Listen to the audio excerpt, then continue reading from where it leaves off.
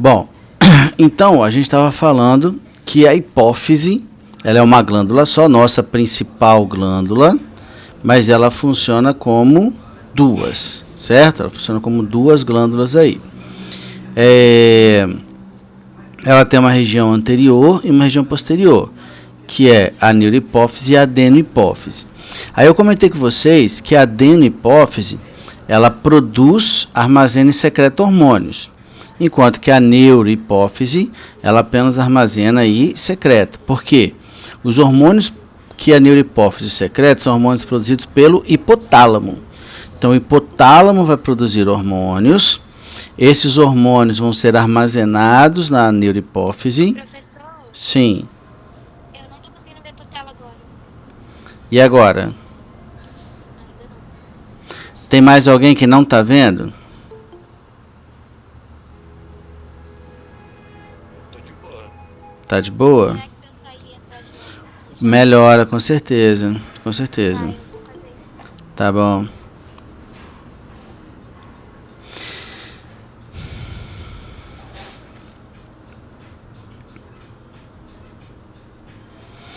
Galera, alguém não tá vendo a minha apresentação? Consegui ver, professor? Conseguiu? Obrigada. Nada. Alguém mais não tá vendo minha... Alguém mais não tá vendo, pessoal, minha apresentação? Posso seguir? Beleza, então. Então, olha só. Aí eu falei com vocês que a neurohipófise, ela armazena e secreta hormônios que foram produzidos pelo hipotálamo. Aí são dois hormônios, a ocitocina e o ADH, que também é chamado de vasopressina, tá? Beleza?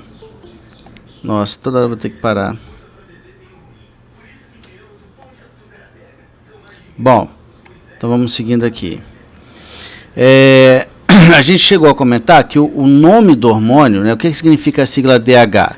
É hormônio antidiurético. Ser um hormônio antidiurético significa que ele diminui a diurese, ou seja, diminui a produção de urina, certo? E como é que ele vai fazer para reduzir essa... Como é que ele vai fazer para reduzir essa produção de urina? Ela vai atuar nos rins, mais precisamente aonde? Nos néfrons, que são aqueles túbulos que efetivamente filtram o rim, certo? Beleza. O que eles fazem nos rins, nesses néfrons? Eles deixam a parede, o ADH deixa a parede do néfron mais permeável. Então a água sai do néfron com mais facilidade. Então a água é reabsorvida com mais facilidade, beleza?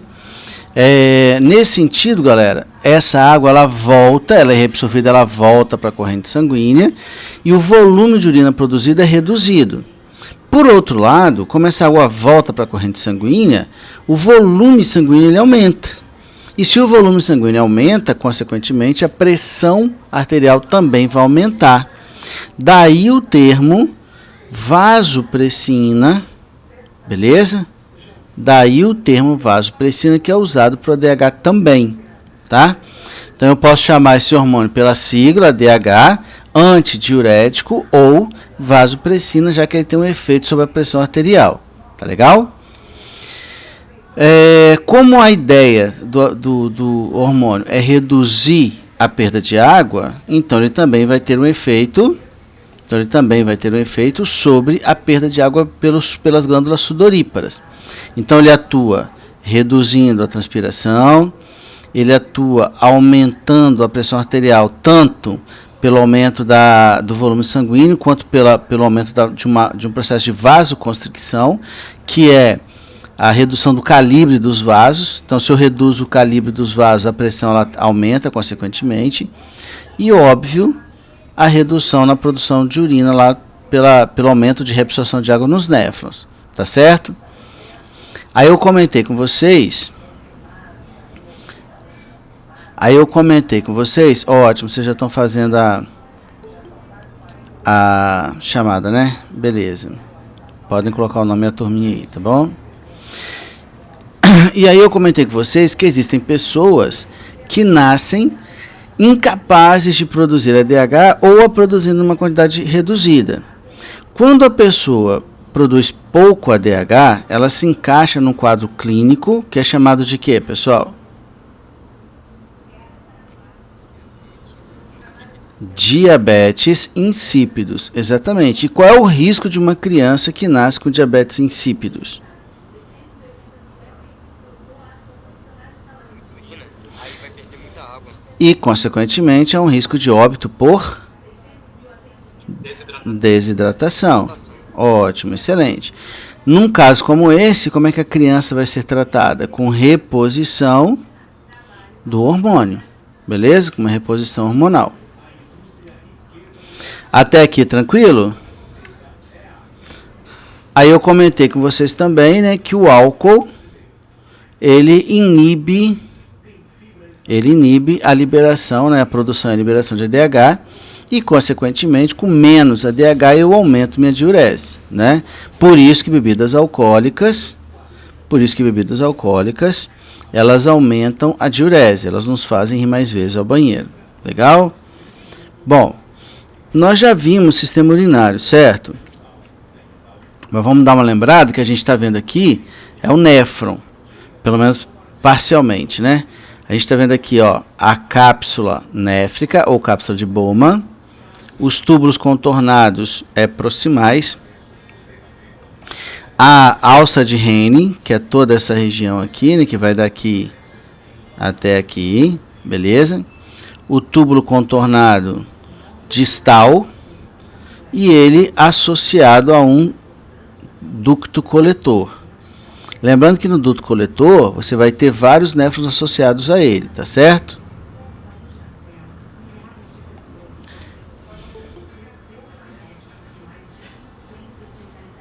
Bom, aí olha só, galera. Ei. O que passa pelo duto coletor já é urina? Não. Ah, não, no duto coletor, praticamente. No duto coletor, praticamente. Beleza? Ah, eu ainda vou ter uma reabsorção de água no duto coletor, mas é basicamente urina já. Tranquilo? Beleza. Então o que acontece aqui, ó? Na ausência de ADH, reparem que as paredes vão ficar extremamente impermeáveis para que essa água seja reabsorvida. Isso aqui é um vaso sanguíneo, né? Isso aqui é um vaso sanguíneo. Então, quando você tem liberação de ADH, essa água, a parede do vaso fica mais permeável. Essa água aqui começa a atravessar a parede do néfron e ser absorvido por esse capilar, por uma rede de capilares, né, que fica ao redor do néfron e do túbulo contorno e do duto coletor. Com liberação de DH, a maior parte dessa água vai ser reabsorvida, certo? E volta para a corrente sanguínea. No caso da falta de ADH, essa água é reabsorvida numa proporção muito reduzida. Então o volume de urina gerado vai ser muito intenso. Daí o risco da criança que tem diabetes insípidos de morrer desidratada. Tá certo?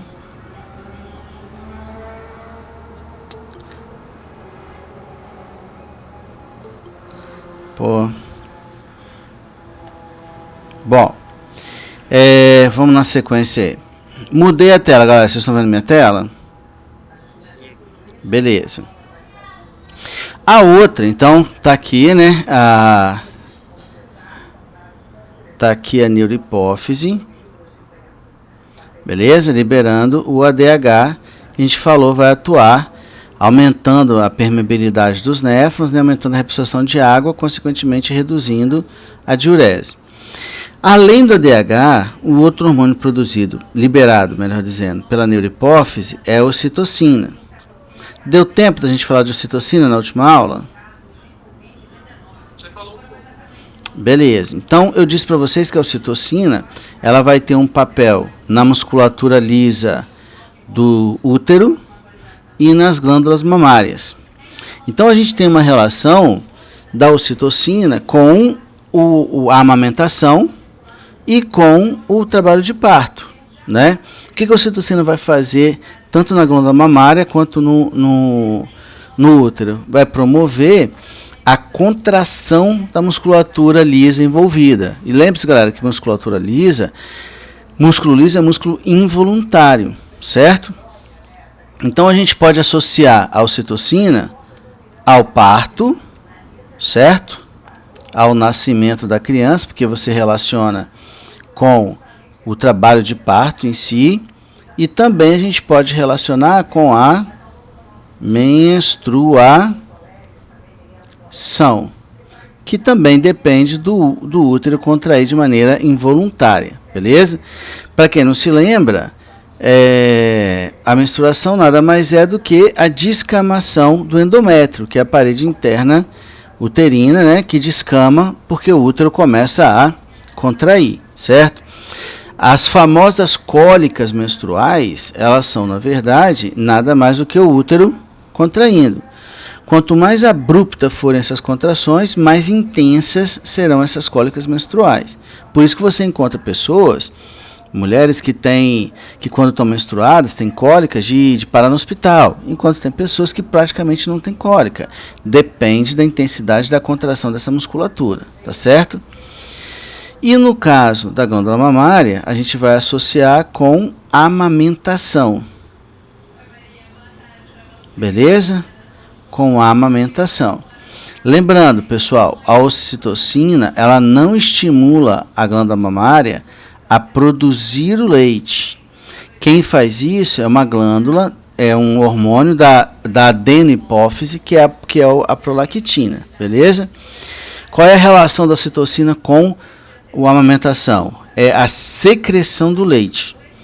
Principalmente quando o bebezinho ele começa a sugar o mamilo, ele estimula a liberação da ocitocina, o que faz as glândulas mamárias contraírem e secretarem o leite no seu interior, tá certo? E além dessas 3 funções que eu citei, segundo ano, tem uma outra importância, aí tem uma outra coisa importante que a ocitocina tem envolvido. Alguém lembra o que é? O prazer sexual e a relação entre mãe e filho?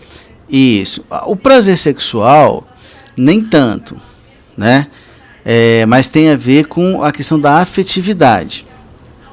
Então, a ocitocina, quando você libera muito ocitocina, você acaba estimulando, acaba gerando uma predisposição a tornar o objeto, né, que está promovendo a liberação de ocitocina, a pessoa, no caso, um objeto de afeto. Então, a ocitocina, do ponto de vista evolutivo, ela é importante, porque é ela que estreita a relação mãe e filho nas diversas espécies de mamíferos, não apenas na humana. Tá legal? Beleza, galera? Perguntinhas até aqui? Nada? Beleza. Então essa figura aqui é só para mostrar a questão do trabalho de parto, que é estimulado pela liberação de ocitocina, né? Então, quando o bebê se coloca na posição, ele acaba promovendo a dilatação, né, do colo uterino. Essa dilatação do colo uterino vai promover a liberação da ocitocina pelo hipotálamo, né, e consequentemente pela neurohipófise. Essa ocitocina, então, ela vai atuar na musculatura lisa do útero, promovendo a sua contração. Lembrando sempre que músculo liso é de contração involuntária. Essa contração estimula o aumento do colo uterino, beleza? O que facilita o nascimento do bebê, com consequente expulsão da placenta. Beleza? Pode falar. Tem gente querendo entrar na sala, eu acho. Pois é, cara. A gente vai ter que fazer uma regra aqui. Olha só, galera. A gente vai fazer... Eu vou estipular aqui, vou até deixar gravando, que aí fica... né, quem vê depois está sabendo. A gente vai ter que estipular uma regra aqui. Porque senão eu paro a cada 5 minutos para deixar alguém entrar na sala, entendeu? Então vamos fazer o seguinte assim, ó. Essa aula é fixa, né? É horário fixo. Marcado para meio-dia 50. Eu vou deixar entrar até até 1 hora. 13 horas eu não vou parar mais não, senão atrapalha, acaba atrapalhando quem chegou no horário correto. Beleza? Então entrou até 13, ok. Depois de 13 eu não libero mais não, vou seguir a vida. Tá bom, gente? Depois pega a gravação aí e assiste. Porque senão acaba atrapalhando a vida de quem chegou no horário. Combinado? É justo, galera, o combinado ou não? Sim. Então tá bom. Então tá combinado. Beleza, então. Aí, falamos então dos dois hormônios da neurohipófise. O ADH e a ocitocina, né? O ADH, a questão da diurese e relacionado com a pressão arterial. E a ocitocina com a amamentação, com menstruação, com trabalho de parto e a afetividade. Principalmente a afetividade entre mãe e filho, tá? E aí, galera, a gente vai para a adenohipófise, que é uma glândula que tem muitos hormônios, certo? Então tem GH, esse MSH nem é importante não. O ACTH, o TSH, o FSH e o LH e a prolactina, beleza? Desses hormônios, alguns são, os nomes são autoexplicativos, né? Bem intuitivos aí. Por exemplo, comentei agora mesmo que a prolactina é o hormônio que estimula a síntese láctea. Então é esse hormônio que vai atuar na glândula mamária, estimulando a produção do leite, enquanto que a ocitocina vai estimular a secreção desse leite, né? Então são duas funções distintas. As gonadotropinas, o FSH e o LH, vão atuar nas nossas gônadas, ovários e testículos, eu vou explicar como lá na frente. O TSH, o nome também, né, é autoexplicativo, hormônio tireotrófico ou tireotrópico, que vai estimular a tireoide a secretar seus próprios hormônios. O ACTH, que vai estimular as adrenais ou suprarrenais a liberarem seu próprio hormônio. E o GH, que está relacionado ao crescimento, né? Então vamos pegar aqui o mais importante por enquanto, que é o GH. Em relação ao GH, com esse nome também fica bem intuitivo, né? Ele está relacionado ao crescimento muscular, de ossos e cartilagens, não só de musculatura e osso, tá? Vamos falar um pouquinho dele aqui.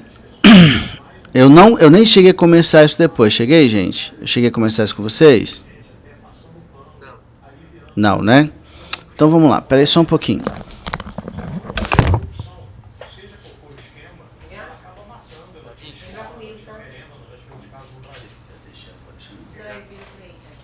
Conversa com ele pra começar o 1h30, que a gente almoçando ainda, mano.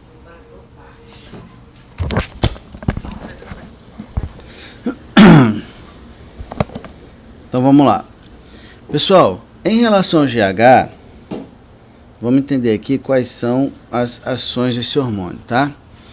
Então eu coloquei aqui alguns fatores que estimulam a produção de GH e alguns fatores que inibem essa produção ou liberação de GH. O mais importante pra gente é o que estimula, tá? Vocês estão me ouvindo, galera? Yes. Beleza. Então, primeiro, a gente tem um critério, um parâmetro que é genético. Então, geneticamente, nós temos potencial para crescer mais ou menos, beleza? Então, esses fatores genéticos, eles vão, obviamente, estimular a ação do GH sobre o meu corpo. Atividade física estimula a liberação de GH, beleza? Por isso que algumas pessoas falam, às vezes não necessariamente sabendo a razão, mas falam que atividades como natação estimulam o crescimento, etc. e tal. Não é só a natação. Qualquer atividade física, na idade certa, ela vai, sem dúvida, estimular o crescimento, tá? Uma grande disponibilidade de aminoácidos também estimula a liberação de GH. Por quê? Porque o GH ele é um hormônio que é anabólico. Ele estimula a síntese proteica. Então, se eu tenho aminoácido sobrando, eu estimulo a produção de GH, que vai fazer com que esse aminoácido seja, dentro das células, convertidas em proteína. Vamos lembrar que, com exceção de água, a molécula mais abundante nas nossas células é sempre a proteína. Tá? Então, a proteína está diretamente relacionada a crescimento. A grelina, que eu não falei aqui, que eu acabei pulando, a grelina, pessoal, é um hormônio produzido no intestino, e esse hormônio ele está relacionado ao apetite, beleza? Ele é considerado o hormônio do apetite, tá legal? Então, lembra que eu falei qual era a parte do corpo que estava relacionado a sensações como a fome?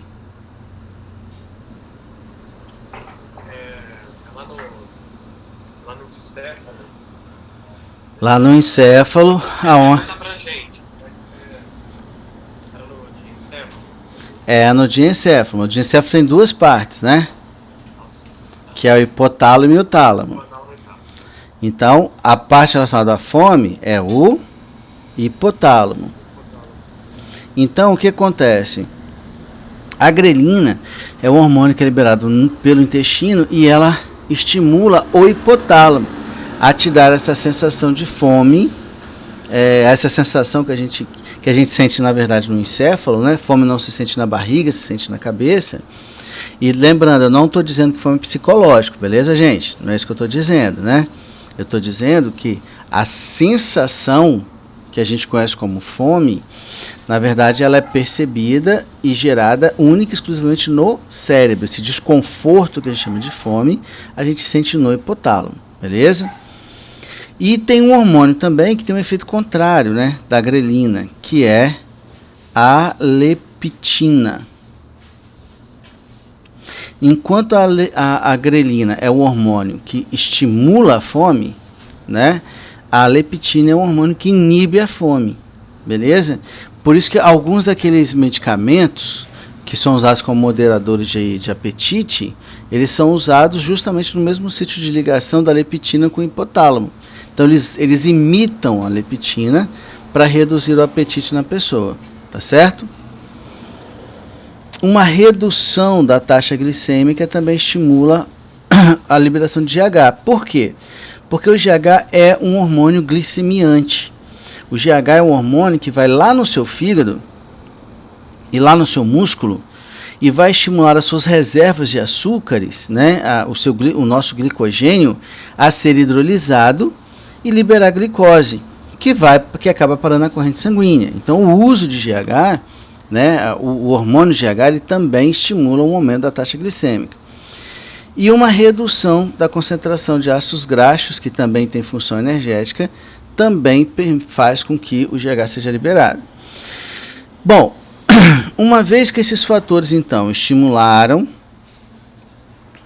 o hipotálamo, beleza? O hipotálamo, ele vai liberar um que a gente chama de fator de liberador de GH.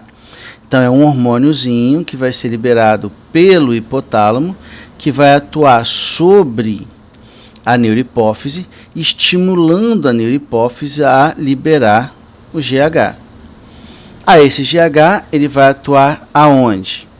Ele vai atuar na lipólise. O que seria a lipólise? A quebra, a oxidação da gordura que a gente tem armazenada no corpo. Beleza? Por que ele vai fazer isso? Porque se eu começar a digerir esse lipídio, eu aumento a concentração, a disponibilidade de ácidos graxos, que tem função energética nas células. Ele vai atuar promovendo uma maior absorção, né, tornando as células musculares mais permeáveis à glicose. Então a glicose ela entra nas células, permitindo que a atividade metabólica seja elevada.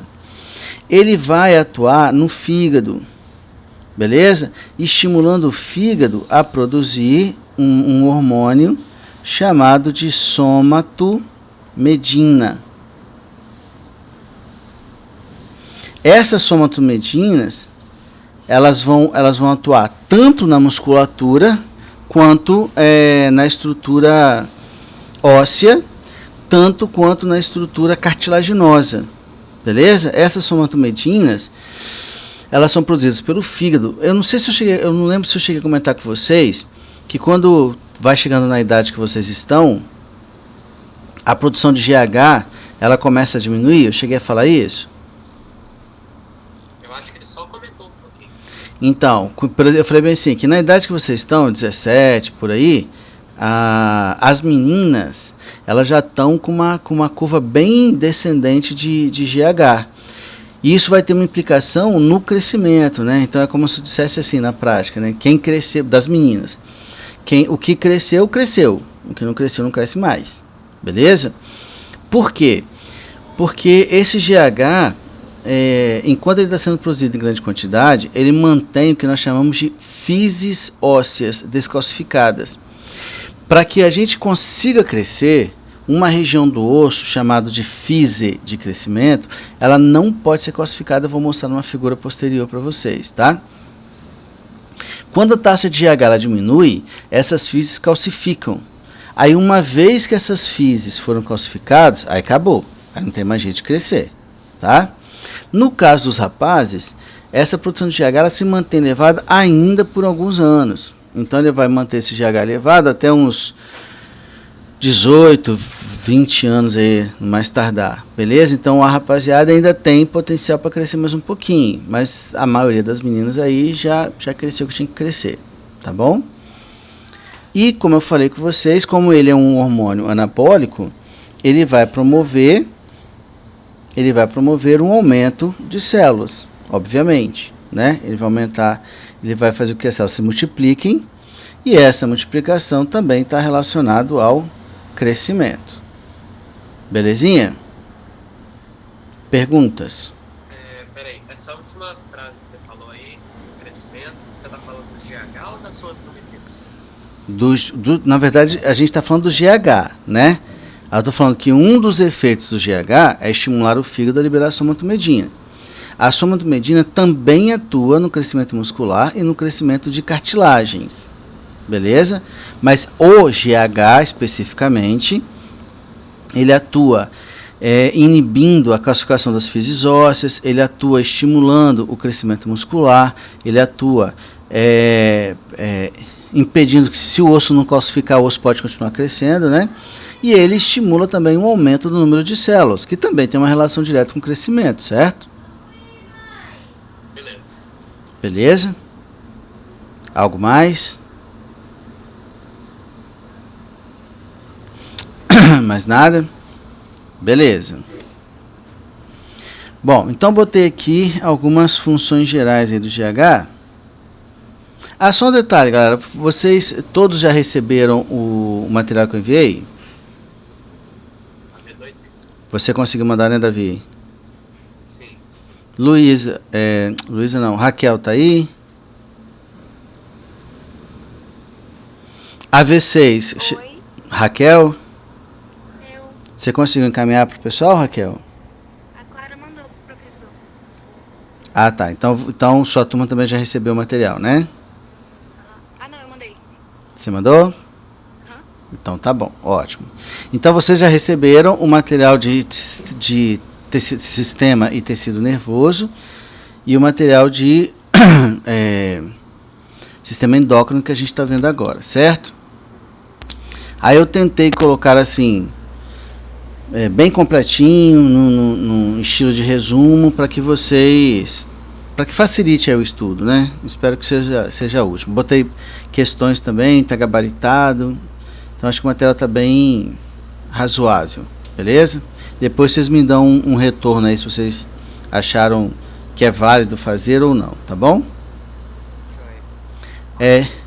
Então, em relação às funções, então você tem o crescimento, o aumento glicêmico, aí isso aqui eu vou discutir, o segundo ponto eu vou discutir daqui a pouco, um aumento da lipólise, que é a oxidação do lipídio armazenado, e o estímulo à síntese proteica. Lembra que eu falei, quanto mais proteína, né, maior o crescimento, tanto muscular, quanto, dependendo da idade, quanto em altura também. Pessoal, olha só, eu disse para vocês que o GH ele é um hormônio glicemiante, né? Então ele aumenta a taxa glicêmica. Lembrando que taxa glicêmica é a quantidade de açúcar no sangue, correto? Beleza. Isso pode acarretar em algumas situações alguns efeitos não desejados. Como assim? Por exemplo, vamos imaginar uma pessoa que tem nanismo, beleza? O que eu estou falando de uma pessoa que tem nanismo hipofisário? É aquela pessoa que tem o seu crescimento comprometido. Eu estou falando do anão típico, pessoal, daquele quadro de anão típico, eu estou falando? Não. Aquele quadro de anão típico, ele é, se é que eu posso usar essa expressão, né? Mas, por favor, não entendam como pejorativo, porque, né, definitivamente não é. Aquele quadro, ele é conhecido como acondroplasia, que é um quadro genético, ok? Aquele anão típico, entre aspas, ele tem um quadro genético chamado de acondroplasia, que promove aquele crescimento não uniforme do corpo, tá? Quando a gente fala de nanismo hipofisário, é um indivíduo que não cresce o que poderia crescer, somente. E aí, geralmente, o que a família faz? Né? O que a família assiste esse indivíduo com a reposição do hormônio, né? O endocrinologista vai sugerir a reposição do GH. Só que o GH, como ele é glicemiante, ele acaba tendo esse efeito aqui, ó, que é reduzir a sensibilidade à insulina. Beleza? E essa redução da sensibilidade à insulina vai fazer com que o indivíduo que esteja sendo tratado, eu estou pensando no indivíduo tratado, tá? Com o GH, precise liberar cada vez maiores quantidades de GH na corrente sanguínea, de insulina na corrente sanguínea, para que as suas células sejam sensibilizadas para a insulina. Até chegar um momento que o máximo de insulina que aquela pessoa consegue produzir é insuficiente para sensibilizar as suas células. E aí fica configurado um caso de diabetes, de diabetes mellitus tipo 2. Beleza? Que a gente vai falar também lá na frente, que é causada por uma perda de sensibilidade à insulina. Esse quadro de diabetes mellitus tipo 2, gente, diabetes tipo 2 é aquela que comumente aparece numa idade um pouco mais avançada, beleza? Mais ou menos, isso aí. Na verdade, a gente considera que esse diabetes é chamado de diabetes tardio. Normalmente acomete pessoas acima dos 30 anos de idade, não necessariamente um velhinho, tá? Inclusive, existem crianças, principalmente no Ocidente, que desenvolvem diabetes mellitus tipo 2, por conta do excesso de açúcar na alimentação, né? Aqui no Ocidente a gente consome demais sal e açúcar, e isso acaba gerando os problemas decorrentes, como diabetes e como hipertensão. Para vocês terem uma ideia, pessoal, diabetes é uma doença grave. Diabetes é uma doença que não tem cura, tá? Para vocês terem uma noção, o diabetes mellitus foi considerado o mal do século passado. No século XX, diabetes mellitus matou mais do que AIDS e câncer juntos. Para vocês terem uma noção. E muito provavelmente diabetes mellitus também vai ser o mal desse século. Porque está muito relacionada aos nossos hábitos de vida, que são muito ruins, de modo geral. Beleza? Existem pessoas que fazem uso de GH com finalidade como é que fala? Estética. Isso aí. Tem pessoas que fazem uso de GH com finalidade estética. Duas situações comuns. O cara quer ganhar massa muscular. Aí vamos lembrar, né? Olha aqui. Uma ação do GH é aumentar a massa muscular, né? E aí algumas pessoas acabam fazendo uso de GH com essa finalidade para evitar o precursor de testosterona, né? Que são as bombas, que tem vários efeitos colaterais, né? Só que aí o cara acaba fazendo uso de GH para ganho de massa muscular, e ele acaba desenvolvendo diabetes tipo 2. O próprio indivíduo que faz um tratamento orientado por um endócrino, ele tem riscos de desenvolver diabetes tipo 2, mesmo acompanhado por um médico e com essa finalidade, com uma baixa produção de GH. Existem mulheres que fazem o GH em tratamentos de rejuvenescimento. Por quê? Porque se a gente parar para pensar aqui, ó, a gente está falando de um hormônio com função anabólica, com função que aumenta a atividade metabólica. Se você aumenta o metabolismo, o nosso corpo ele aumenta, consequentemente, a retenção de água também. Então, se eu tenho um percentual hídrico maior no meu corpo, marcas de expressão, elas são minimizadas. Então, tem, em especial mulheres, tá? Não só mulheres, mas em especial mulheres, fazem tratamento com GH, tratamento com aplicações periódicas, com o objetivo de rejuvenescimento, beleza? Então, também sofrem um risco de desenvolver diabetes mellitus tipo 2. E aí, galera, apesar da gente ter normalizado o diabetes é uma doença grave, galera, uma doença sem cura, beleza? Que não tem cura, tá bom? Bom, fatores que podem levar a um aumento na produção de GH, a gente já falou, noites de sono, né? Noites bem dormidas, atividade física, redução da taxa glicêmica, beleza? E a diminuição da produção de GH, uma redução da taxa glicêmica, somatostatina, que são substâncias produzidas no cérebro, estão relacionados a controle de crescimento, corticoides, que tem um efeito glicemiante também. E como tem um efeito glicemiante também, se eu aumento a taxa glicêmica, beleza? Eu acabo reduzindo a atividade do GH, obesidade, hipotiroidismo, todos fatores que diminuem, que modulam, melhor dizendo, né, que modulam ou diminuem a atividade ou a liberação de GH. Belezinha, galera? Perguntas até aqui? Nada? Nenhuma pergunta? Pode falar, Maria.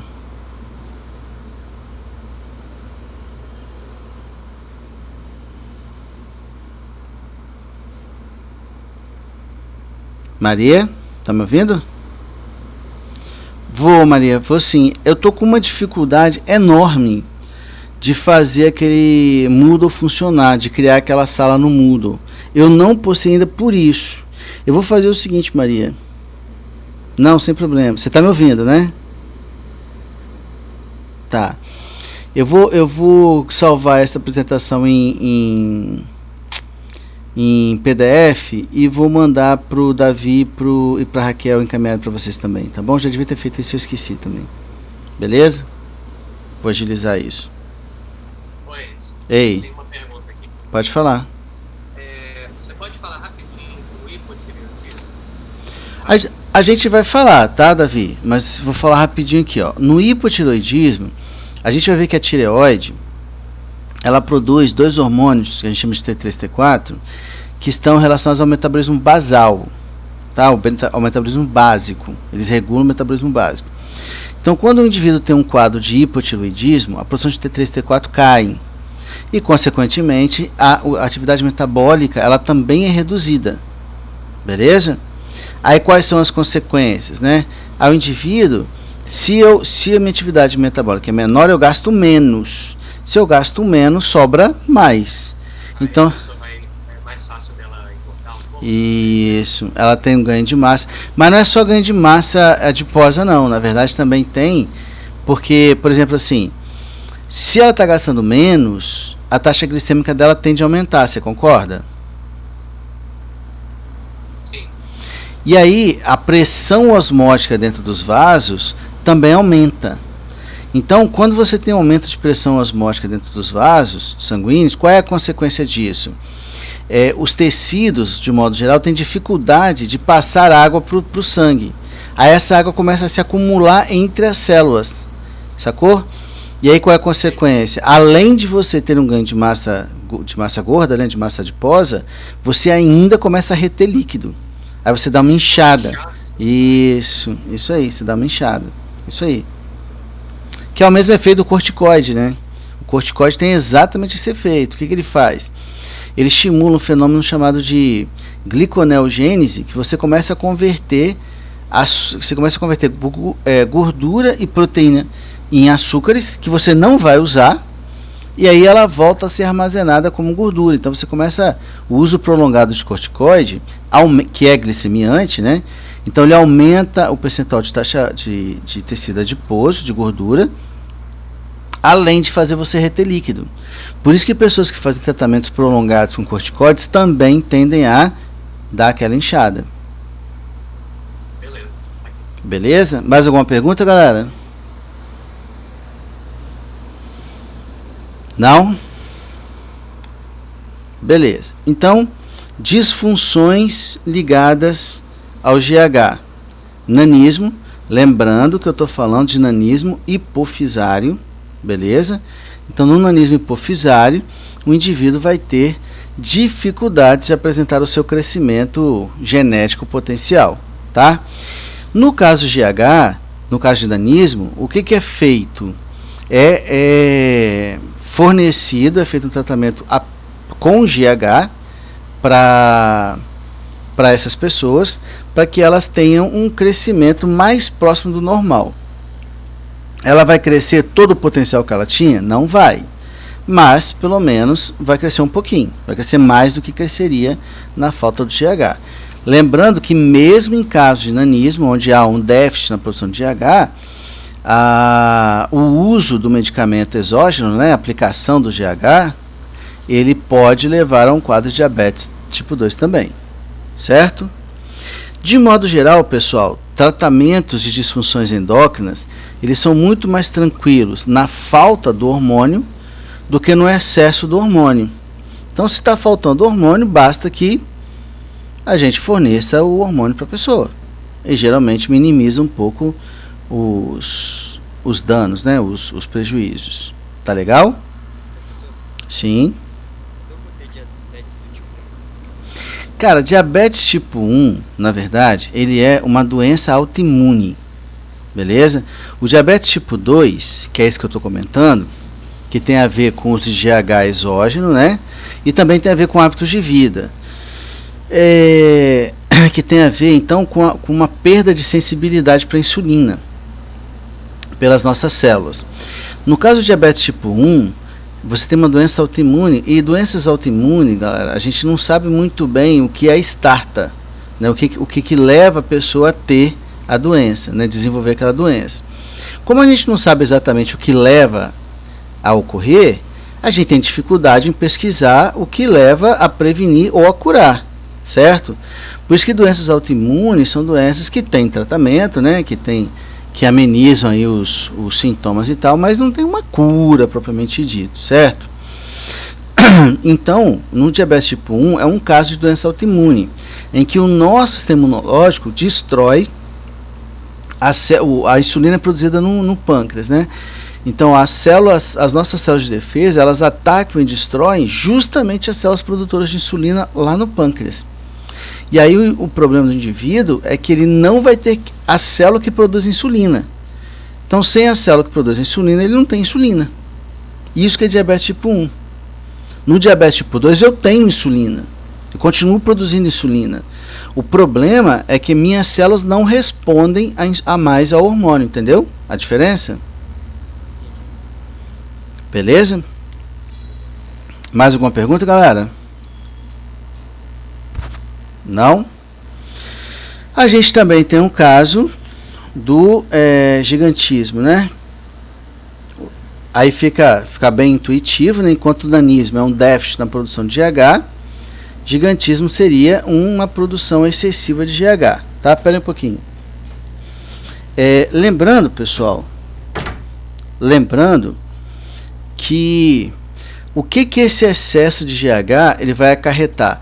Lembra que eu falei que o GH ele impede a calcificação do que eu chamei de fezes ósseas? Estão lembrados disso? Sim. Então, olha só. Eu falei assim, ó. Quando você pega um indivíduo jovem, o o osso, ele tem duas regiões, vou botar assim. Ele tem essa região, que é chamada de epífise,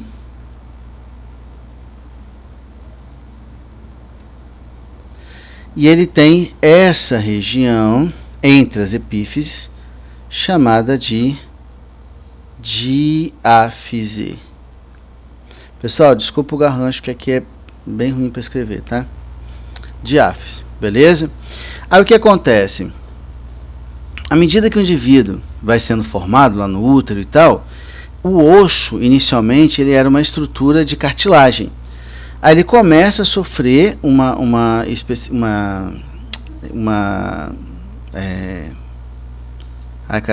especialização e começa a se diferenciar em tecido ósseo.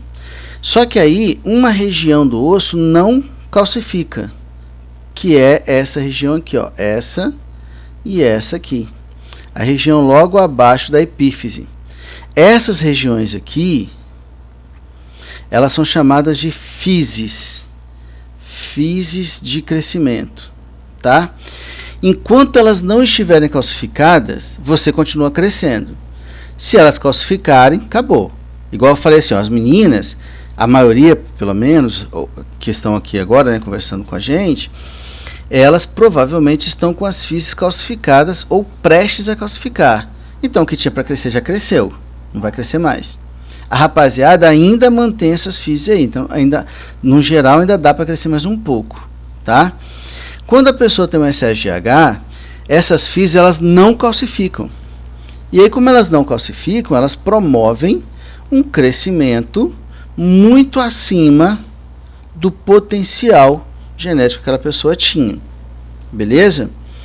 E por que a pessoa levaria, o que levaria a pessoa a ter um excesso de H? Normalmente, pessoal, esse excesso de H está relacionado com um câncer. Com um câncer na hipófise. Beleza? O que é um problema maior. Por quê? Porque quando você tem um tumor em outra região do corpo, há uma possibilidade de você remover esse tecido cancerígeno. No caso da hipófise, remover a porção cancerígena dela é muito complicada. Uma, por causa da sua localização. Ela está muito bem protegida dentro daquela célula túrcica que eu falei, né, que é aquela saliência que tem no osso da base do crânio, que é o osso esfenoide e tal. Então, ela está ligada ao hipotálamo. Então, remover tecido ali tem um risco enorme, né, de ter sequelas permanentes, ou até morte, inclusive. Então, geralmente, o que a pessoa faz? Ela vai tentar conviver com esse problema até quando der. E vai fazer uma cirurgia só se houver, de fato, um risco de óbito. Porque a pessoa que tem gigantismo não é só, o problema não é só crescer demais. Ela tem muito mais problemas. Por exemplo, ó, uma coisa que dá para ver é daqui, ó. Tá vendo aqui, ó? As pernas desse cara. A pessoa que tem gigantismo, ela cresce demais, mas as articulações são normais. Então, inevitavelmente, essa pessoa vai ter problemas de articulação, artrite, artrose. Ela é grande demais para um coração que é normal, então ela vai ter problema cardiovascular. Ela é grande demais para rins e para fígado, que são quase do tamanho normal. Então você vai ter uma sobrecarga renal, você vai ter uma sobrecarga hepática. Então a pessoa que sofre de gigantismo, o problema dela não é só crescer demais. Ela acaba tendo, mais cedo ou mais tarde, outros problemas decorrentes do gigantismo. A ponto de em determinadas situações, a um dado momento, a pessoa fica acamada, ela não consegue levantar, porque ela não aguenta levantar. Porque as articulações estão todas detonadas, ela morre de dor o tempo todo e tal, né? E aí, às vezes, como a saúde fica muito debilitada, aí se opta, né, por uma intervenção mais arriscada, que é aquele lance, vai morrer. Então, se vai morrer, tenta-se remover a causa para garantir uma sobrevida. Beleza? Então, gigantismo, pessoal, não é só crescer demais, tá bom? Perguntinhas? Beleza. Então, no caso do nanismo, é só dar hormônio. No caso do gigantismo, é mais difícil tirar a parte cancerígena da hipófise, tá bom? Um outro problema, disfunção ligada ao GH, é esse fenômeno chamado de acromegalia. Olha, como é que funciona? Aqui está um gráfico relacionando quantidade de GH em função da idade, beleza? Então, como eu falei, ó, lá pelos 16 anos,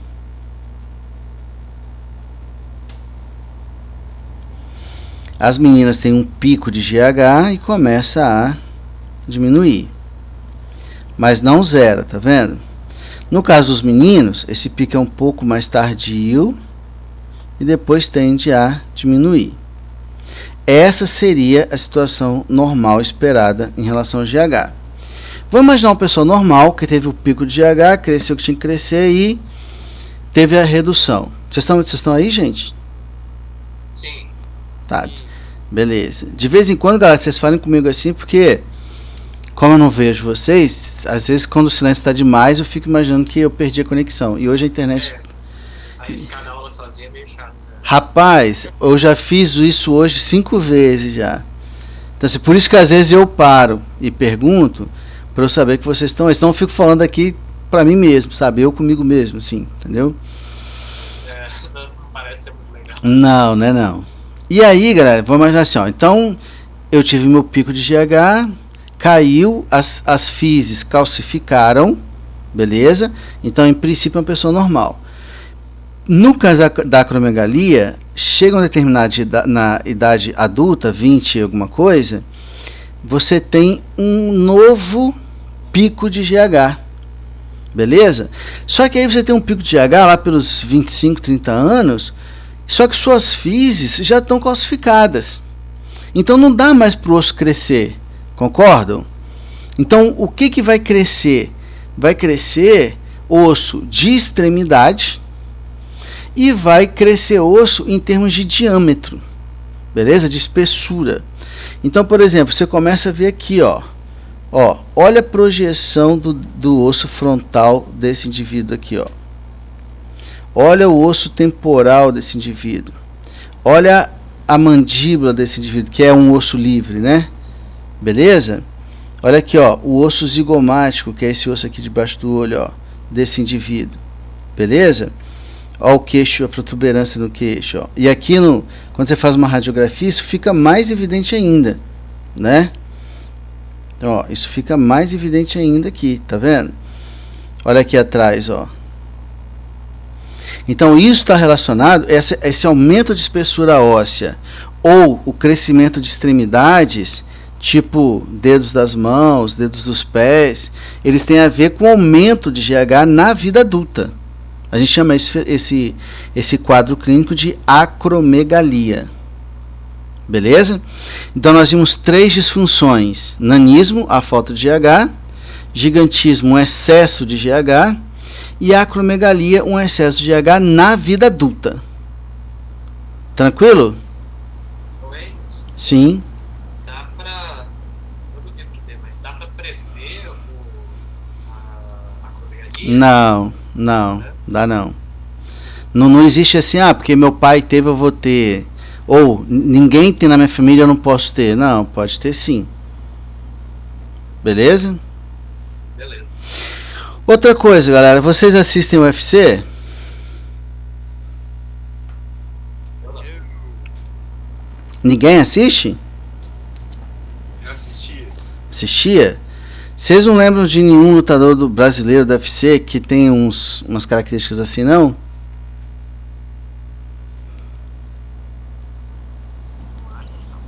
Não. Tem? Parece. O Anderson Silva, você está falando? Não. Não, brasileiro. Vocês conhecem? Jackson? Vocês conhecem um lutador chamado Pezão, não? Sabe quem é, não? Alguém mandou ele no chat. Ah, é? É porque não dá para eu ver aqui. Quando vocês tiverem por curiosidade, depois da aula, ou então aí, enquanto vocês estão me ouvindo, Dá uma pesquisada lá no Google Imagens e bota lá pezão UFC. Reparem como que a estrutura facial dele é protuberante, né? A estrutura do osso frontal e do osso zigomático, super protuberante. Segundo o empresário dele, ele tem acromegalia. Ele sofreu de acromegalia, beleza?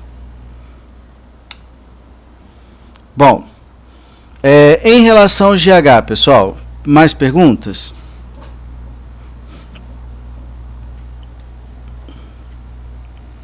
Não? Então vamos seguindo aí.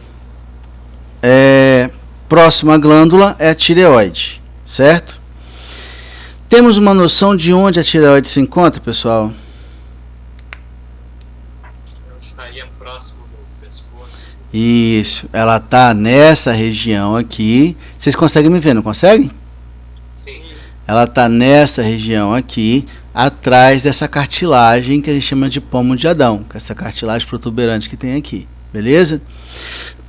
A tireoide, ela vai produzir 3 hormônios, tá legal? Ela vai produzir só mudar a cor aqui. Ela vai produzir o T3, o T4 e um hormônio chamado de calcitonina, beleza? O T3 e o T4 são hormônios ligados ao metabolismo basal. Isso aí, como alguém já tinha me perguntado, né? Eu tinha comentado. Então o T3 e o T4 estão relacionados ao metabolismo basal.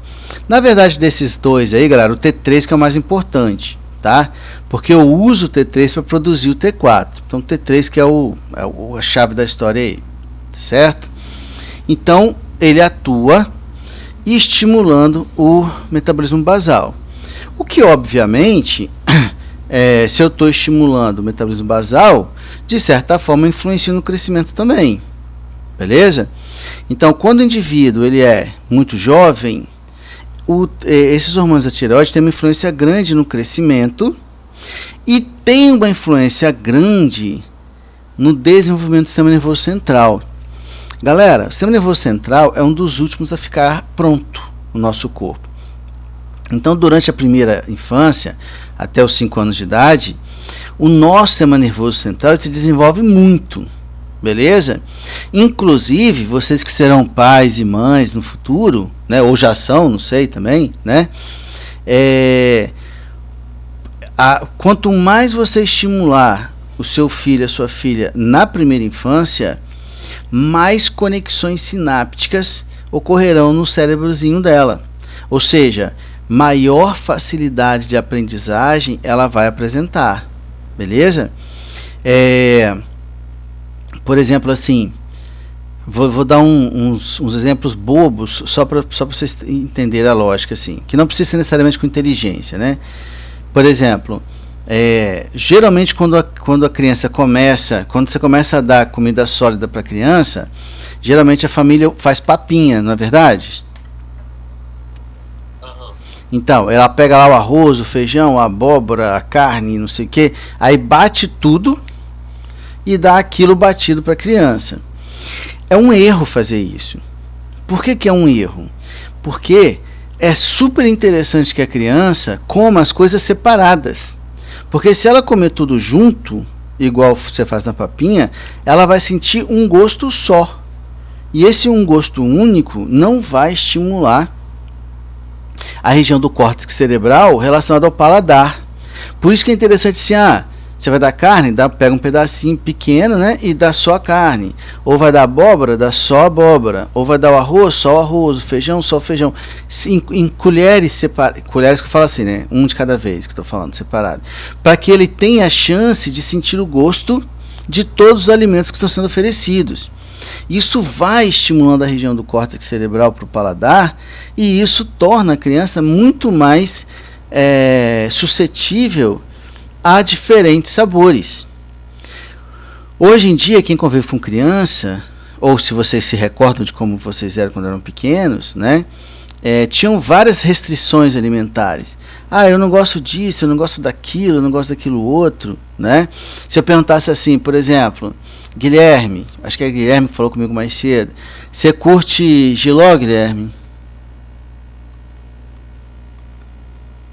Guilherme tá aí? Opa, tô. Você curte Giló, Guilherme? Eu não sou muito fã, não. Mas você já provou? Já. Já provou? Ah, beleza, menos mal. Porque assim, o que a gente... Davi, você curte? Não. Você já provou?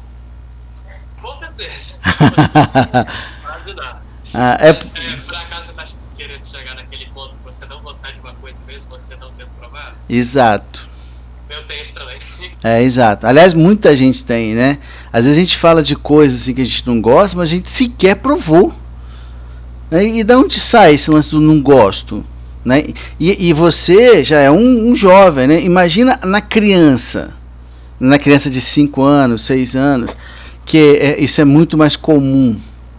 Beleza? Então, assim, essa primeira infância, ela é muito importante para o desenvolvimento do sistema nervoso central, tá? Então, quanto mais a criança for estimulada, melhor. Como a gente vive aí um período tecnológico, é muito comum as famílias, até para a criança dar um tempo, você dá um telefone para ela ver um videozinho, YouTube e tal, não sei o quê.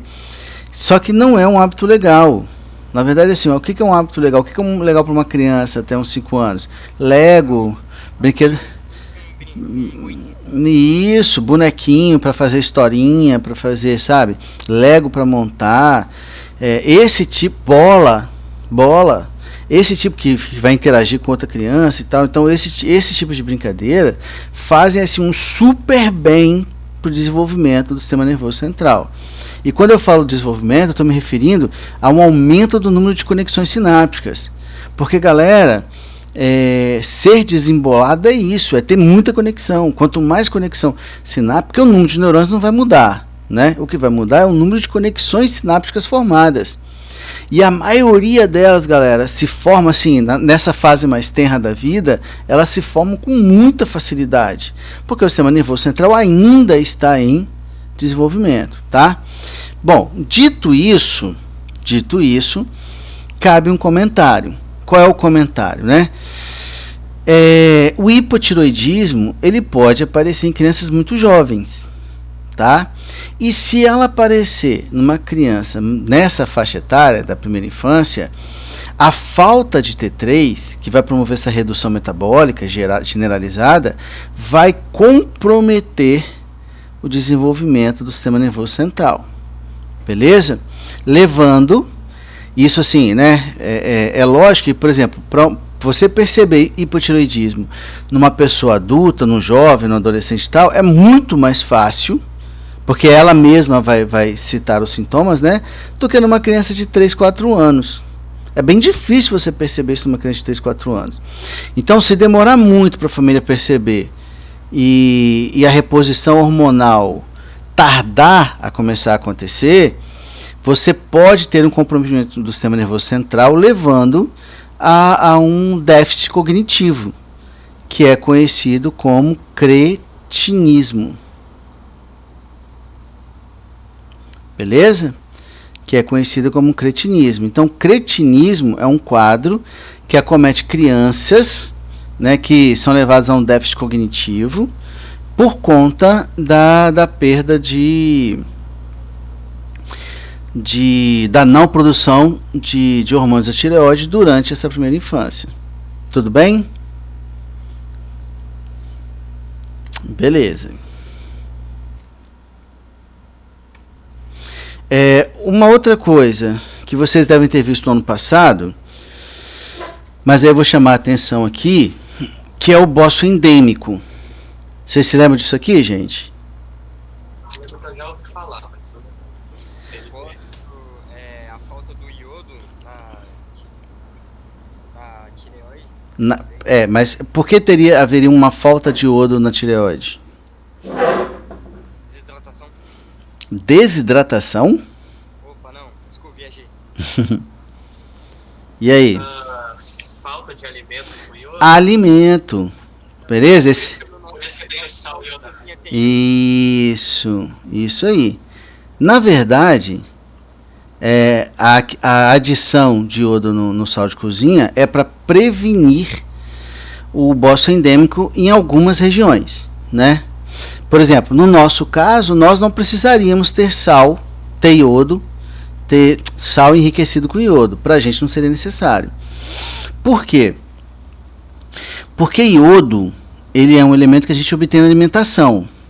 E quais são os alimentos mais ricos em iodo? São alimentos de origem marinha. Peixe marinho, crustáceo marinho, molusco marinho, alga marinha. Esses alimentos são ricos em iodo. Peixe de água salgada tem muito, é abundante em iodo. Tá? Então, no nosso caso, que vivemos em regiões litorâneas, eventualmente nós colocamos algum alimento de origem marinha na nossa dieta, né? Mesmo que seja assim, uma vez ou outra, mas a gente sempre está colocando, eventualmente a gente está colocando. Algo endêmico, segundo ano, é algo típico de um lugar. Algo endêmico é algo típico de um lugar. E aonde é que as pessoas teriam dificuldade em acesso nutricional a iodo? Naquelas regiões longe do litoral, nas regiões interioranas. E quando eu me refiro à região interiorana, não estou falando de roça, estou falando de cidades que estão longe do litoral e, consequentemente, seria uma dieta em alimentos marinhos, seria bem mais restritiva. Beleza? Então essas pessoas teriam dificuldades em obter iodo na alimentação. Por isso que o nome é bócio. Bócio é um inchaço da tireoide. E endêmico é algo típico de um lugar. Então bócio endêmico é um bócio típico de regiões interioranas, de regiões fora do litoral, ocasionados por um déficit alimentar de iodo. Beleza? Como eu uso o iodo na produção dos hormônios da tireoide, beleza? A falta dele vai promover uma redução na produção desses hormônios. Por isso que o quadro é de hipotireoidismo. Menos iodo, menos T3-T4.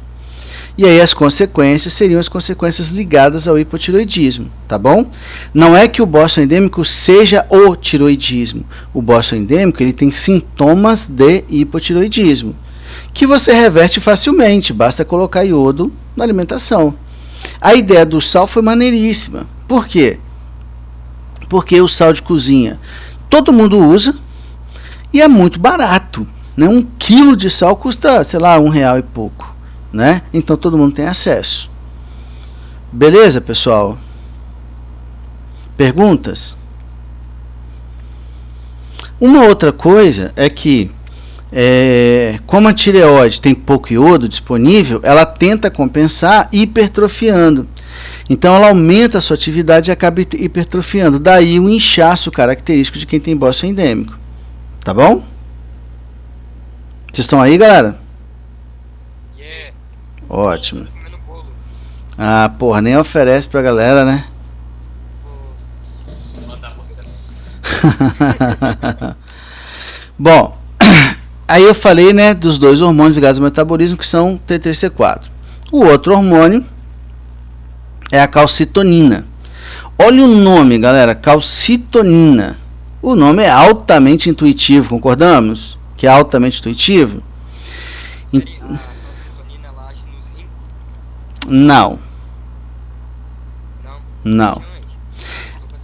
Então, a calcitonina, ela é um hormônio que vai regular a calcemia. O que é a calcemia? É a concentração de cálcio na corrente sanguínea. Beleza? Calcemia é a concentração de íons de cálcio na corrente sanguínea. Então, o que a calcitonina faz? Ela atua reduzindo a calcemia. Aí ela atua reduzindo a calcemia fazendo o quê? Principalmente estimulando a ida do cálcio plasmático, do cálcio sanguíneo, para a estrutura óssea do corpo, para o esqueleto, beleza? Ele atua diminuindo a absorção intestinal de cálcio e, de fato, né, como você falou, será isso que você estava falando, ele atua estimulando o rim a excretar cálcio. Era essa a ação que você tinha pensado? Eu tinha chegado a pensar Então nisso. a calcitonina vai agir de 3 maneiras: mandando cálcio do sangue para o osso, depositando o cálcio do sangue no osso, diminuindo a absorção intestinal de cálcio e estimulando o rim a eliminar esse cálcio na urina. Então as 3 ações visam o quê? Diminuir a quantidade de cálcio no sangue. Quando eu mando para o osso, eu tiro do sangue. Quando eu mando para a urina, eu tiro do sangue. Quando eu deixo de absorver, eu deixo de mandar para o sangue. Então a concentração de cálcio no sangue tende a diminuir. Tranquilo? É tipo um equilíbrio. Como assim um equilíbrio? No nosso corpo tem que ter aquele equilíbrio de cálcio quando não tem excesso. Isso aí. Porque, por exemplo, você fez uma alimentação, você tomou um leite, você encheu o seu sangue de cálcio, certo? Certo. Aí essa concentração tem que ser reduzida para voltar aos níveis normais. Ok? Isso. Ei, Só me lembra, como é que o sangue é produzido? o sangue? O sangue. Cab- Eu tô cab- perguntando como é que acabou a pergunta? como ele é produzido. Você deixou um suspense, porra. Olha só. Dentro da medula óssea vermelha, deixa eu fazer aqui, peraí. Lembra o osso que eu desenhei, Davi? Sim, Então o osso, ele era assim, certo? certo. No osso tem 2 medulas. Tem a medula amarela, que é a que fica aqui, ó. Que é o que a gente chama de tutano. Já ouviu esse nome? Tutano? Já.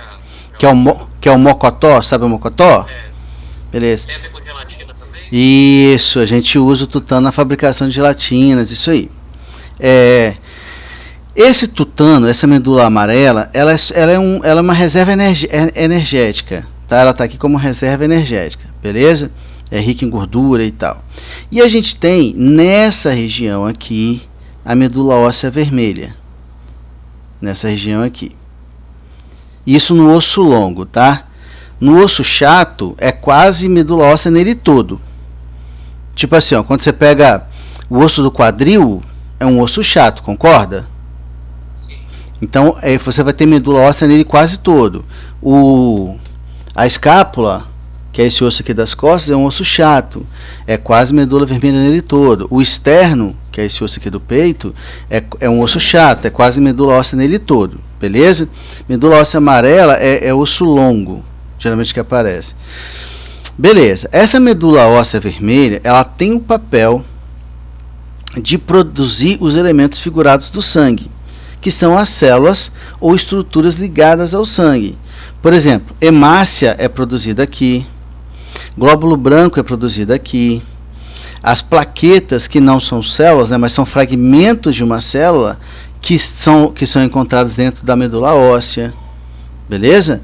Então, células sanguíneas são produzidas pela medula óssea vermelha, que está dentro de ossos. No caso dos ossos longos, nas suas epífises. No caso dos ossos chatos, nele todo praticamente. Ok. Então, aí agora a pergunta real. A calcitonina, ela pode interferir em alguma coisa, ou a falta ou o excesso dela pode atrapalhar alguma produção? Não, em relação a sangue? A sangue? Não. Não.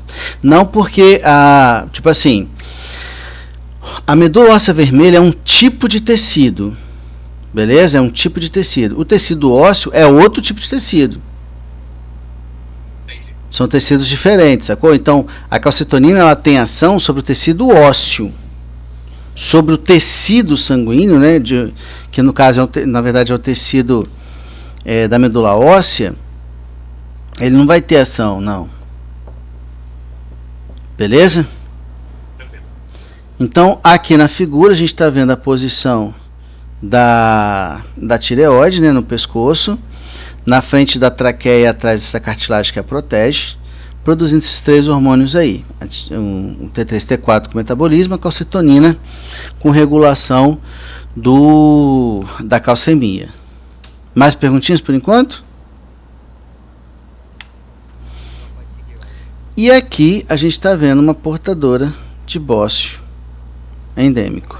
Mas fica tão grande assim. Cara, olha só, na verdade isso varia um pouco, né? E também sofre uma influência de quanto tempo ela convive com o quadro. Quanto mais tempo ela convive com o quadro, maior fica a tireoide. Olha aqui, ó. Em crianças, geralmente é menor, tá vendo? Ó.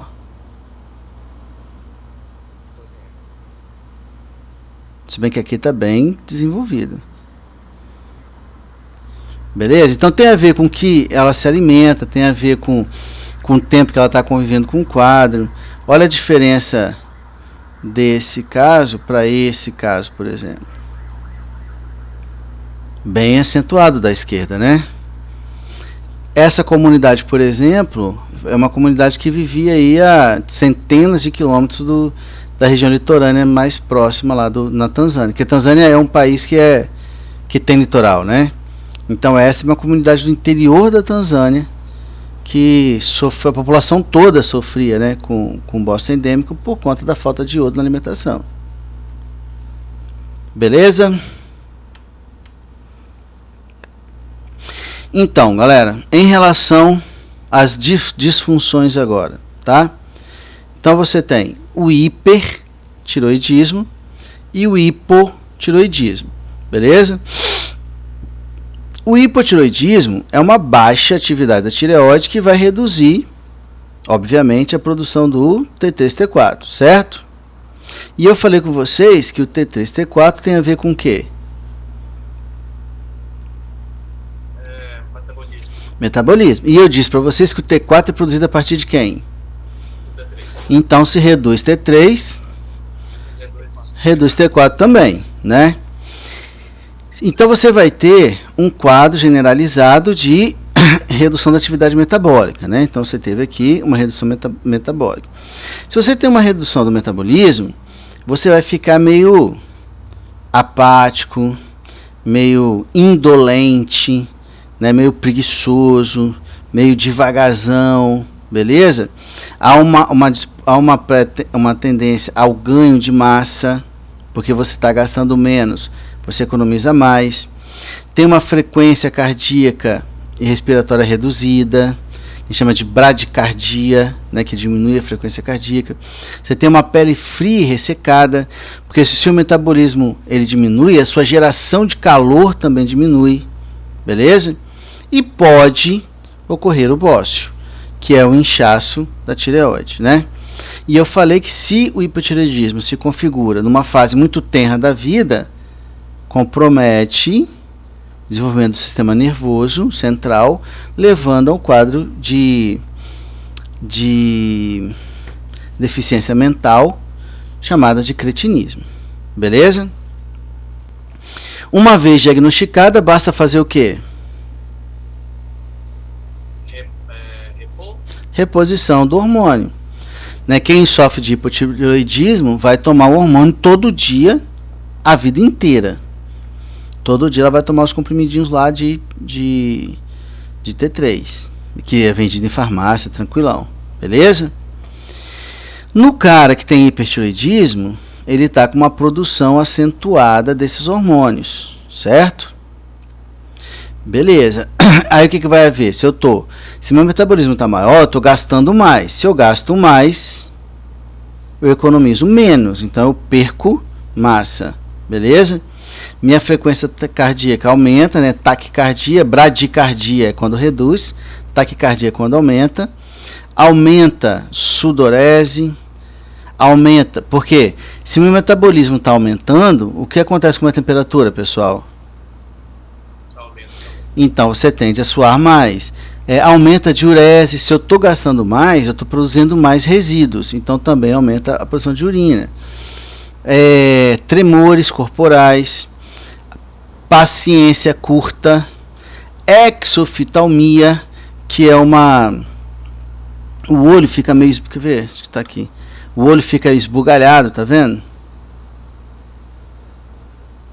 O olho fica meio saltado nas órbitas. Isso a gente chama de exoftalmia, que é uma consequência, que é um sintoma típico de hipertiroidismo, ok? E também pode ocorrer o bócio. Galera, existe medicamento, existe tratamento para hipertiroidismo? Existe, beleza? Existe. Porém, nem sempre ele funciona da maneira esperada, né? Nem sempre ele vai dar o resultado esperado. muitas pessoas, o que elas acabam fazendo, orientadas por seus médicos, né? Elas acabam destruindo a tireoide. Então, vocês estão me ouvindo, né? Sim. Então, por exemplo, assim, eu tenho hipertireoidismo, aí eu faço tratamento, aí não adianta. Eu continuo meio assim com insônia, não consigo, né, tremer, fico meio irritado, paciência curta, e fico perdendo peso, emagrecendo pra caramba, não durmo direito e tal. E aí, porra, fiz o tratamento e não deu certo. Aí o que o meu médico sugere? Ele falou assim, cara, vamos fazer o seguinte, vamos usar iodo radioativo. Aí eu faço uma aplicação de iodo radioativo. Esse iodo radioativo vai se acumular na minha tireoide e vai matar as minhas células da tireoide. Ou seja, eu destruo a minha tireoide. Porque aí, se eu destruir a minha tireoide, eu converto o meu quadro de hipertireoidismo, que é mais difícil de tratar, em um quadro de hipotireoidismo. Que aí é mais fácil porque basta eu fazer a reposição do hormônio. Tudo bem? Beleza. Beleza, então. Mas e a calcitonina? Como é que fica? Então, só que a gente está falando de adulto, né? Como a gente está falando de adulto, aí o efeito, esse problema da calcitonina não seria tão agravante assim.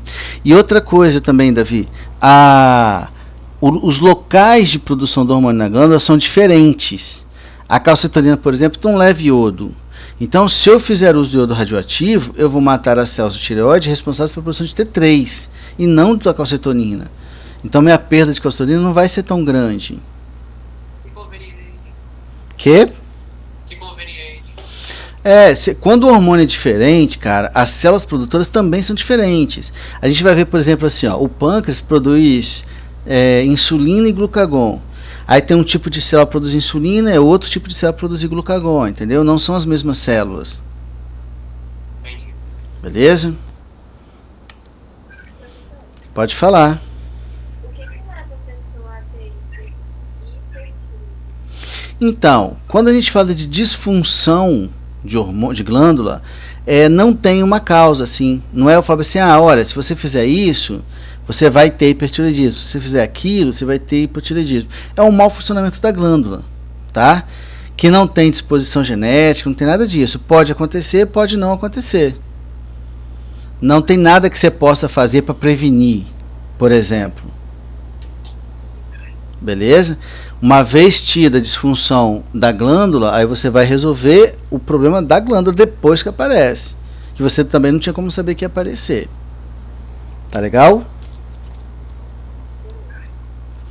Bom, e estou aproveitando a figura aqui, pessoal, para mostrar que associada à tireoide, a gente vai encontrar essas 4 glândulas aqui, ó, em amarelinha, que são as paratireoides. Beleza? Então, associada à tireoide, eu tenho outras 4 glândulas, que são as paratireoides. E as paratireoides, elas vão produzir um hormônio chamado de paratormônio, ou PTH. Beleza?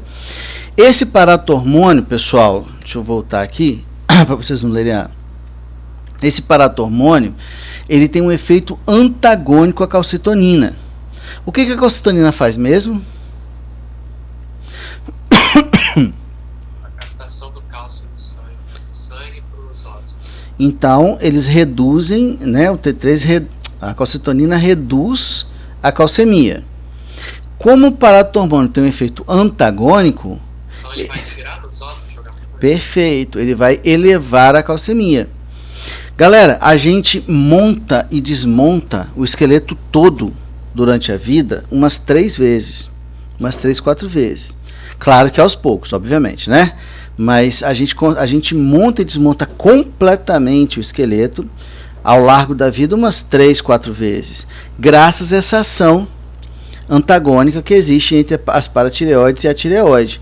Então, igual eu perguntei, não lembro para quem que foi, que eu falei bem assim, se eu tomar um copo de leite agora, eu encho meu sangue com cálcio. Foi pra mim, Josué. Isso, José. Aí o que acontece? Eu libero calcitonina que vai reduzir a calcemia. Só que eu preciso de cálcio no sangue, porque o cálcio participa de várias coisas, né? Coagulação sanguínea, contração do músculo e por aí vai. Impulso nervoso e tudo. Então, se reduzir demais, aí é um problema. Aí essa redução da calcemia, o que estimula a paratireoide a liberar paratormônio, o PTH, que vai fazer o contrário que a calcitonina faz, ou seja, ele vai lá no osso e estimula o cálcio dos ossos a ser liberado na corrente sanguínea. Ele aumenta a absorção intestinal, ele diminui a excreção renal, beleza? Osteoporose tem a ver com isso? Normalmente não. Osteoporose tem a ver, pode ter, tá, Davi? Mas essa que a gente costuma ver por aí, geralmente em mulheres, geralmente em pessoas de mais idade, tem a ver com hormônios do ovário. Beleza? Você pode reparar que a osteoporose geralmente é um quadro clínico que se estabelece em mulheres após a menopausa. Concorda? Ou Sim. não? E isso tem a ver com uma redução da produção de hormônios ovarianos na menopausa, tá bom? Mas mais na frente um pouquinho a gente faz essa relação aí também. Mas o paratormônio, se ele tirar muito cálcio dos ossos, vai fragilizar eles também. Vai, só que aí você tem a calcitonina para compensar, né? Tá. Entendeu? Você Mas tem. uma pessoa que quase não ingere cálcio, O que tem? como é que ela fica? Aí a ossatura vai tender a se tornar menos espessa, sim, sem dúvida. Tá bom? Também, eu acho. Que? Não entendi o que falou por último agora. Falta de cálcio deixa o osso frágil. Deixa, com certeza. Ou falta daquilo que está relacionado com a absorção do cálcio. Por exemplo, vitamina D. Eu preciso da vitamina D para uma absorção de cálcio. Por exemplo, então se eu tenho uma carência de vitamina D, diminui minha absorção de cálcio, que vai promover uma perda de cálcio dos ossos também. Então tem várias coisas. Certo? Então olha só, olha como é que funciona aqui, como estão interligados. A gente chama esse mecanismo, pessoal, de feedback, tá? Ou retroalimentação. Então, ó, tem uma concentração baixa de cálcio no sangue. Isso vai estimular a paratireoide a liberar paratormônio. Então, o paratormônio vai fazer o que? Aumenta a absorção no intestino, diminui a excreção de cálcio nos rins, porque reabsorve, né, estimula o rim a reabsorver esse cálcio, e estimula os osteoclastos. No tecido ósseo, gente, nós temos um tipo de célula, nós temos osteócitos, que são células ósseas, e temos osteoclastos, que são células ósseas também, cujo papel é desmanchar a matriz de cálcio que você tem nos ossos, quando necessário. Por exemplo, assim, quando a pessoa faz uso de um aparelho, um aparelho ortodôntico, né? Qual é a lógica do aparelho ortodôntico, galera? Ele serve exatamente para quê? Na correção da arcada dentária. Para botar o dente no lugar certo, não é isso? Aham. Então, vamos imaginar que isso aqui seja um segmento da mandíbula, beleza? É o osso, o vermelho é o osso. Aí eu venho aqui, troca. Vamos voltar aqui. Aí eu venho aqui, ó, isso aqui é um segmento da mandíbula, beleza? Então esse aqui é o osso. E o dente não é osso, certo, gente? O dente, ele tá alojado no osso da mandíbula, tipo assim, beleza? Quando você bota o aparelho ortodôntico, né, que você bota aquele fiozinho metálico e tal, você está empurrando o dente no sentido. Quando você empurra o dente no sentido, o osteoclasto ele começa a desmanchar a matriz óssea aqui, ó. Por causa da pressão, né, que o dente está exercendo sobre o osso. E aí, por isso que o dente vai se movendo na mandíbula. E o osteoblasto, que é outra célula óssea, vai criando, ia ficar um buraco aqui, certo? Ia ficar um buraco, aí ele vai construindo a matriz óssea onde o osso foi deixando livre. Então o osteoclasto ele tem um papel, pessoal, de remodelar a matriz óssea, tá? Então, se eu tenho pouco cálcio na corrente sanguínea, o paratormônio estimula o osteoclasto a remodelar o osso, a dissolver a matriz óssea, que vai liberar cálcio para a corrente sanguínea. Beleza? Beleza. Perguntas? Bom, é até 12h30, não é que a gente combinou? Isso. Então vou fazer o seguinte, galera, para não começar o outro, anotem aí, que eu vou anotar aqui também, que a gente vai começar suprarrenais na próxima aula, beleza? Galera, vocês não precisam me perguntar se a aula está confirmada. Ela sempre vai estar confirmada. É aula fixa. Ok? E aí, pessoal, vou reforçar o pedido, tá bom? Vou reforçar o pedido. Eu vou... A tolerância vai ser de 10 minutos. Eu marco meio-dia e 50. Beleza? Vou começar a aula meio-dia e 50. E 1h eu não deixo mais entrar. Tá bom? Porque senão eu paro muitas vezes. Aí eu acabo atrapalhando quem chegou na hora. Aí é sacanagem, certo? Então V6, V2, começar suprarrenais. Pessoal, vamos combinar uma outra parada aqui. Até sexta-feira que vem, tentem fazer os exercícios de sistema nervoso. Que aí vocês vão aparecer aqui com dúvidas. Eu vou tirar as dúvidas. Vocês anotem as dúvidas. Eu vou tirar e eu vou marcar uma atividade com vocês, tá bom? Uma atividade avaliativa. Sobre o sistema nervoso. Eu vou por uma razão. Porque o tempo que a gente tem aqui no para fechar o bimestre é muito curto. Então não dá para eu esperar terminar sistema endócrino para fazer a atividade não, entendeu? Só por isso. Senão vocês dariam conta, pô. Vocês são diferenciados. Você disse na última aula que você ia postar das provas. Cara, eu não consegui terminar a correção ainda. Por isso que eu não postei ainda. Mas vou postar. Vai ser a primeira nota, vai estar valendo aquela nota da prova que vocês fizeram presencial. Beleza? Eu tô quase terminando de corrigir. Eu acho que até domingo tá lá. Beleza? Sistema urinário a gente deu em aula presencial ainda, né? Ou não? Pra gente também não, o sistema esqueletonal. Quais foram os sistemas que nós já vimos na aula presencial? O último que a gente viu foi respiratório.